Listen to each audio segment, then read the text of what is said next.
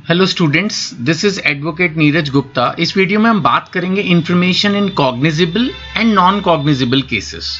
Simple बोलें तो FIR का क्वेश्चन है कि जब आपको कोई प्रॉब्लम होगी तो आप पुलिस को कंप्लेंट करोगे तब क्या प्रोसेस रहेगा। अगर सीरियस ऑफेंस है तो एफआईआर कटनी है, और अगर सिंपल ऑफेंस है तब क्या रहेगा, वो नॉन कॉग्निजिबल केसेस हो गया। तो ये दोनों ही हम इस वीडियो में या इस क्वेश्चन में पढ़ने वाले हैं। 173, 174 बीएनएसएस के सेक्शंस हैं।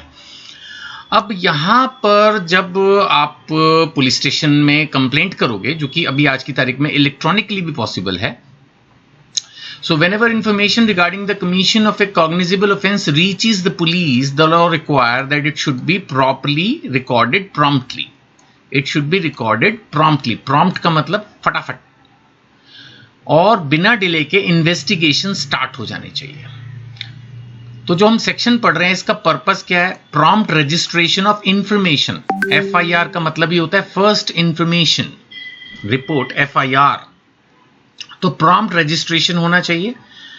सप्रेशन ऑफ जेन्युइन कंप्लेंट्स को प्रिवेंट करना है। कोई आदमी जेन्युइनली अपनी प्रॉब्लम लेके गया तो उसको लिखो। प्रोटेक्ट करो राइट्स ऑफ विक्टिम्स को, स्पीडी इन्वेस्टिगेशन हो और ट्रांसपेरेंसी हो। चलो, कोशिश तो यही हो जाती है हमेशा पुलिस की। एफआईआर क्या है? It is the first information given to the police regarding the commission of a cognizable offense. Cognizable offense serious offense होता है, something like murder, डकैती, something. So ऐसा अगर कोई offense है, commission of a cognizable offense, तो उसकी FIR जो है वो तुरंत लिखनी होगी पुलिस को। और यहीं से क्रिमिनल लॉ, क्रिमिनल एक्शन जो कुछ भी है XYZ वो स्टार्ट होता है। ठीक है जी। अब ये जो एफआईआर है ये कोई अपने आप में कंप्लीट नहीं है, बट फिर भी इंपॉर्टेंट जरूर है। मतलब ऐसा नहीं है कि अगर एफआईआर कट गई तो सामने वाले बंदे को तो अब फांसी होएगी या उसको जेल होएगी, बट फिर भी एफआईआर एक अपने आप में इंपॉर्टेंट तो है, क्योंकि सबसे पहले फर्स्ट इंफॉर्मेशन है वो। जैसे अपराध हुआ तुरंत वो पुलिस स्टेशन पहुंचे, जो उस वक्त लिखाया गया। केसेस कई बार सालों चल जाते हैं, लेकिन वो उस वक्त क्या लिखाया गया, क्या लिखा गया, वो बड़ा इंपॉर्टेंट होता है। फिर बाद में उसको मैच भी करते हैं। कई बार बंदा जब जज के सामने जाके अपनी स्टेटमेंट देता है, ट्रायल के दौरान जो स्टेटमेंट देता है, फिर वो एफआईआर से मैच कर रही है नहीं कर रही। भाई किसी के साथ अगर कुछ गलत हुआ होगा तो उसकी स्टेटमेंट चेंज नहीं होनी चाहिए ना। जो उसने एफआईआर में लिखवाई, जो उसने पुलिस को बोली बाद में, फिर जो उसने मजिस्ट्रेट को बोली, फिर जो उसने ट्रायल में बोली, अगर वो एक ही बात बार बार बोल रहा है तो फिर थोड़ा सा ये सही रहता है, मतलब इन द सेंस। अब यहाँ जो कंप्लेंट है, जरूर नहीं कि आप बहुत एक्सपर्ट हो, तो इसलिए आप ओरली मुंह से भी बोल सकते हो, राइटिंग में भी दे सकते हो, और लेटेस्ट अलाउ हुआ है इलेक्ट्रॉनिक कम्युनिकेशन। आप ईमेल वगैरह भी कर सकते हो, और मे बी प्रैक्टिकली व्हाट्सएप भी चालू हो चुका हो। So if the information is given orally it must be reduced in writing. यहाँ पर रिड्यूस्ड का मतलब बस राइटिंग ही है कि उसको लिख लो और उसके बाद उससे साइन करवा लो, तो ये अपने आप में कंप्लीट है। अगर इलेक्ट्रॉनिकली गई है तो फिर उसको आकर 3 दिनों के अंदर उसको साइन करना होगा। It must be signed by the informant with in 3 days। यानी एक तरह से तुरंत अर्जेंट आप ईमेल कर सकते हैं, या मैंने जैसे कहा प्रैक्टिकली अगर जहां जहां भी व्हाट्सएप चालू हो चुका है अगर वो उसको ले रहे हैं। अदरवाइज यहां पर इलेक्ट्रॉनिकली लिखा हुआ है, तो आपने जैसे भी इलेक्ट्रॉनिकली अपनी इंफॉर्मेशन दी, फिर अगले 3 दिनों में आप जाके उसको साइन कर देंगे, तो ये आपका काम एफआईआर का कंप्लीट हुआ। अब जैसे यहां पर ये बात लिखी है कि राहुल ने इन्फॉर्म किया पुलिस को कि उसकी मोटरसाइकिल को जो है लूट लिया, रॉब्ड। एसएचओ ने स्टेटमेंट रिकॉर्ड कर ली, जो उसने बोला उसको पढ़ के सुना दी, उसके साइन ले लिए, तो ये एक प्रॉपर एफआईआर हो गई। अब ये जो इलेक्ट्रॉनिक एफआईआर है ये नया फीचर है। इसके अंदर क्या है कि एक आदमी ने कॉग्निजिबल ऑफेंस के लिए जो है इन्फॉर्म किया, और इलेक्ट्रॉनिक मीन्स के थ्रू, और अपनी फॉर्मेलिटीज उसने फिर पूरी कर दी। अब रेप जो है ये बहुत ही एक यू कैन से डिफिकल्ट और कॉम्प्लिकेटेड क्राइम है, जिससे सोसाइटी हमेशा से जूझ रही है, और इसके लिए अलग से प्रोविजंस हैं कि अगर rape, gang rape, sexual assault, harassment, voyeurism, stalking, ये सब बीएनएस में पढ़ाया हुआ है। Assault with intent to disrobe, जो भी भारतीय न्याय संहिता में है। तो इसमें जो एफआईआर है वो भी एक वुमेन पुलिस ऑफिसर, नहीं तो कोई एनी ऑफिसर, वुमेन ऑफिसर, यानी कि एक लेडी की कंप्लेंट, लेडी एक्चुअली मामला ही ऐसा है कि उसके लिए बड़ा डिफिकल्ट होगा एक आदमी को समझाना उसके साथ क्या दिक्कत आई, तो इसलिए ये कंपलसरी किया है, must be recorded by a women police officer और वुमेन ऑफिसर, सो दैट वो कंफर्टेबल फील करे बताने में। अगर वो फिजिकली मेंटली डिसेबल्ड है तो उसकी जो एफआईआर की रिकॉर्डिंग है वो उसके घर पर जाके की जाएगी या जहां वो कंफर्टेबल फील करे, एट हर रेजिडेंस और any place of her choice.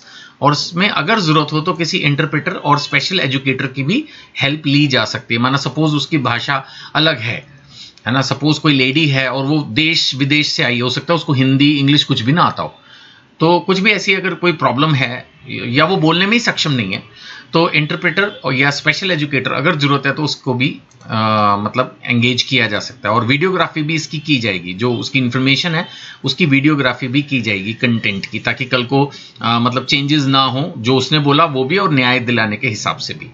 और जितनी जल्दी हो सकेगा वो मैजिस्ट्रेट के सामने भी पेश की जाएगी और मैजिस्ट्रेट भी उस चीज को रिकॉर्ड करेंगे। तो ये जहां तक कोशिश की जा रही है कि मोर विक्टिम फ्रेंडली जो है प्रोविजंस बनाए जाएं, और सेंसिटिव ऑफेंस है और ग्रेट केयर की इसमें जरूरत है, तो उसके लिए प्रोविजंस जो हैं वो बनाए गए हैं। इसी तरह से लेडीज को सेव करने के लिए जीरो एफआईआर का कल्चर भी लाए हैं, जिसमें आमतौर पे तो यही होता है कि आपको कंप्लेंट पुलिस स्टेशन की उसी पुलिस स्टेशन में कंप्लेंट करनी है जहां क्राइम हुआ है ना। दिल्ली में अगर आपको क्राइम हुआ है तो बॉम्बे में थोड़ी करोगे, लेकिन लेडीज के लिए ये फैसिलिटी कर दी है कि जहां उनको कंफर्टेबल लगे वहां वो पुलिस कंप्लेंट कर सकते हैं, जीरो एफआईआर। तो उसमें क्या होगा कि लेडीज की जो कंप्लेंट है वो पुलिस वालों को लिखनी होगी जिस भी पुलिस स्टेशन में वो जाएं, और फिर रेलेवेंट पुलिस स्टेशन में फॉरवर्ड करनी होगी, एटलीस्ट रिकॉर्डिंग में हो जाए। इसलिए ये जीरो एफआईआर का कल्चर लाए हैं। So it is at any police station, चाहे वो वहां क्राइम हुआ हो नहीं हुआ हो, इससे कोई मतलब नहीं है। टेरिटोरियल जुरिस्डिक्शन हम पढ़ाते रहते हैं, उससे कोई मतलब नहीं है।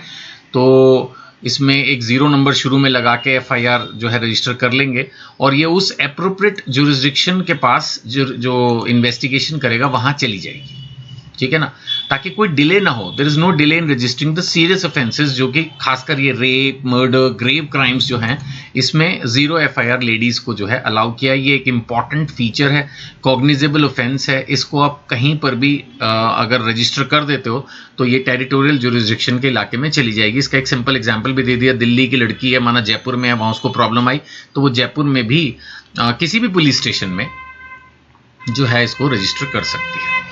एक छोटा सा इसमें पॉइंट डाला गया है जो कि इंपॉर्टेंट है कि अगर एफआईआर हुई है तो उसकी कॉपी फ्री ऑफ कॉस्ट जो है वो इन्फॉर्मेंट को, जिसने आके खबर दी, या विक्टिम को दी जाएगी। और ये एक स्टैट्यूटरी राइट है, मतलब इसमें अगर उनको कॉपी दी जा रही है तो कोई वो एहसान नहीं है, मतलब ये उनका राइट है, कॉन्स्टिट्यूशनल राइट है कि एफआईआर की कॉपी उनको दी जाएगी, वो उनको मिलेगी। अब सवाल ये है कि जब इंफॉर्मेशन मिल गई और तो क्या करेंगे? अभी क्या करेंगे? Where the information relates to a cognizable offence, लेकिन जिसमें 7 साल से कम का मैटर है, 3 साल से ज्यादा 3 years और more but less than 7 years, तो ऑफिस इंचार्ज क्या करेगा? परमिशन लेगा एटलीस्ट डीएसपी से, डेप्यूटी सुपरिटेंडेंट ऑफ पुलिस से। उससे बड़ा मामला है फिर तो वो खुद भी स्टार्ट कर सकते हैं, लेकिन अगर 3 साल से बड़ा और 7 साल तक का मैटर है, लेस देन 7 years, बल्कि 7 से कम, मोर देन 3 और more but less than 7 years, मैं इसको हाईलाइट ही कर देता हूं, 3 और more year but less than 7 years। यानी अगर ऐसा कोई मामला पुलिस स्टेशन में आता है तो वो पहले डीएसपी से अप्रूवल लेंगे और फिर एक प्रिलिमिनरी इंक्वायरी करेंगे कि भाई मामला है भी या है भी।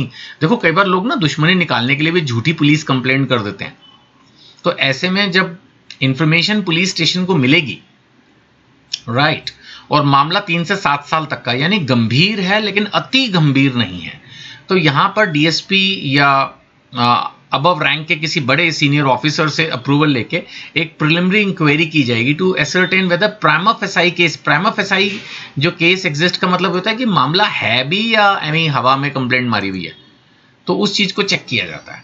और फिर अगर लगता है तो फिर आगे इन्वेस्टिगेशन के लिए बढ़ा जाता है, और इसको कंप्लीट करना होता है 2 हफ्ते के अंदर, 14 days के अंदर। The police department is required to complete this inquiry within 14 days, ठीक है। यहां पर उसी चीज का एक एग्जाम्पल बना दिया। अगर एफआईआर लिखने में पुलिस यानी कि जो थाना है, ऑफिस इंचार्ज, वो रिफ्यूज करते हैं तो आप सुपरिटेंडेंट ऑफ पुलिस के पास जा सकते हैं। ये पावर आपको बीएनएसएस में ही दे दी गई है, ये राइट बीएनएसएस में ही क्रिएट कर दिया कि अगर ऑफिस इंचार्ज आपके एफआईआर लिखने को मना कर देता है तो आप सुपरिटेंडेंट ऑफ पुलिस के पास जा सकते हैं, राइट। और उसके अलावा अभी भी आप सेटिस्फाइड नहीं हैं तो आप डायरेक्टली मैजिस्ट्रेट को भी अप्रोच कर सकते हैं जो कि आपके इलाके का होगा। दोनों पावर्स, दोनों राइट्स बीएनएसएस के अंदर ही क्रिएट कर दिए हैं जहां एफआईआर के प्रोविजंस हैं। यानी पहले तो आप रूटीन में पुलिस स्टेशन ही जाओगे, लेकिन अगर वहां नहीं आपका होगा तो आप सुपरिटेंडेंट ऑफ पुलिस जाओगे। अगर आपको लगता है वहां भी कुछ नहीं हो रहा है तो आप मजिस्ट्रेट को भी अप्रोच कर सकते हो। It is with in your rights. तो अभी तक जो हम पढ़ रहे थे वो कॉग्निजेबल ऑफेंसेस थे, यानी सीरियस ऑफेंसेस। नॉन कॉग्निजेबल में क्या होगा? नॉन कॉग्निजेबल में police can not start investigation on their own. यहां पर वो खैर अपने आप से तो नहीं कर पाएंगे, एफआईआर भी नहीं लिखेंगे अभी एकदम से। ये एक लेस सीरियस मैटर होता है, जैसे मैंने पहले भी बताया। नॉन कॉग्निजेबल जैसे डिफेमेशन है या किसी को कोई छोटी चोट लग गई आपकी वजह से, it is something like that. तो यहां पर ऑर्डर ऑफ मैजिस्ट्रेट चाहिए होता है अगर आपको कुछ भी करना है। तो इसमें यही होने वाला है कि जब आप इस तरह का मैटर लेके जाओगे तो वो क्या करेगा कि इंफॉर्मेशन को नोट कर लेगा प्रिस्क्राइब्ड रजिस्टर में। याद रखना अभी एफआईआर नहीं कटी है, राइट। अगर नॉन कॉग्निजेबल मैटर में हम पुलिस स्टेशन जा रहे हैं तो वो प्रिस्क्राइब्ड रजिस्टर में एंट्री करके आपको बोलेगा कि आप मजिस्ट्रेट को अप्लाई करें। देखने में ऐसा लग सकता है कि भाई ये तो उल्टा और लंबा कर दिया, वहां तो एफआईआर तो लिख ली, यहाँ तो एफआईआर भी नहीं लिख के दी। अब लेकिन हर छोटे मोटे मैटर पे एफआईआर काटने का मतलब एक सीरियस हो जाता है। एफआईआर कटती है तो फिर प्रॉपर उसका क्रिमिनल केस चलाना होता है लॉन्ग रन में। एफआईआर फिर बनती है तो कैंसिल भी होती है प्रोसेस से। तो इसलिए एफआईआर यहाँ नहीं लिख रहे हैं, आपको बोल रहे हैं कि आप मजिस्ट्रेट साहब को लिखिए। तो इसके लिए प्रैक्टिकल मुझे तो यही लगता है किसी वकील साहब के थ्रू एक एप्लीकेशन आपको मजिस्ट्रेट साहब को लगानी पड़ेगी। वो आपके मैटर को देख के अगर उनको ठीक लगता है तो वो फिर पुलिस को इन्वेस्टिगेशन के लिए ऑर्डर कर सकते हैं। That is how it is, ठीक है ना। तो ये इसलिए भी है, नहीं तो फिर हर छोटे मोटे मैटर पर पुलिस अपनी वर्किंग शुरू कर देती। तो इसलिए भी शायद इन्होंने ऐसा लगा दिया है कि एक बार आप मजिस्ट्रेट के पास जाएं। बाकी जहां तक सवाल है, पुलिस वाले भी इस तरह के जितने मैटर्स आते हैं वो मजिस्ट्रेट साहब को हर 2 हफ्ते में भेजते हैं, फोर्टनाइटली। ऐसा कानून के अंदर ही लिखा है कि फोर्टनाइटली मतलब हर 2 हफ्ते में वो ये सारे मैटर्स जो है वो मजिस्ट्रेट साहब को खुद भी भेजेंगे। तो यहां पर लेकिन पुलिस जो है इस मैटर को can not investigate without the order of magistrate. ये बिल्कुल क्लियर है। जब तक उनको मजिस्ट्रेट के ऑर्डर नहीं मिलेंगे छोटे मोटे मैटर्स में, भाई छोटे देखो जिसके साथ होगा उसको तो लग ही रहा है, लेकिन आप एक लॉ के स्टूडेंट तो उसी हिसाब से देखिए जरा कि हर छोटे मैटर पर अगर पुलिस एफआईआर काटने लग जाए तो फिर तो कोई भी किसी की भी एफआईआर कटवा ही देगा। तो छोटे मैटर्स में स्पेशली इसीलिए कहा गया कि भाई आप मजिस्ट्रेट को लिखिए, मजिस्ट्रेट साहब देखेंगे। अगर वो परमिशन दे देते हैं तो इन्वेस्टिगेशन हो जाएगी, अगर वो कहेंगे तो एफआईआर भी कट जाएगी, लेकिन वो उनके ऑर्डर पर ही डिपेंड करेगी, ठीक है ना। सो पुलिस जो है वो अरेस्ट नहीं करेगी किसी भी बंदे को without A warrant in a non cognizable case. ये हमारी पहले भी बात हो चुकी है। नॉन कॉग्निजेबल का मतलब ही यही होता है कि इसमें प्रॉपर जब तक कोर्ट का ऑर्डर नहीं होगा तब तक एफआईआर नहीं कटेगी, तब तक अरेस्ट नहीं होगा। That is how it is. Last में एक बात और बस बताकर खत्म कर रहा हूं कि अगर बंदे ने एक से ज्यादा ऑफेंस किया, मान लेते हैं 2-3 ऑफेंस एक साथ है, वही है ना, जैसे मैंने घर में तोड़ के घुस गया, फिर वहां पर लड़ाई हुई, फिर चोरी हुई एंड ऑल दैट।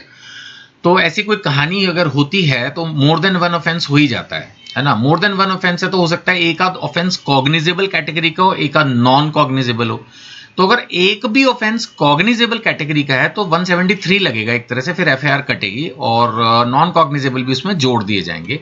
ऐसे होता है। तो यानी कि उसको फिर पूरे को ही कॉग्निजेबल मान लेंगे, ऐसा होता है, राइट है।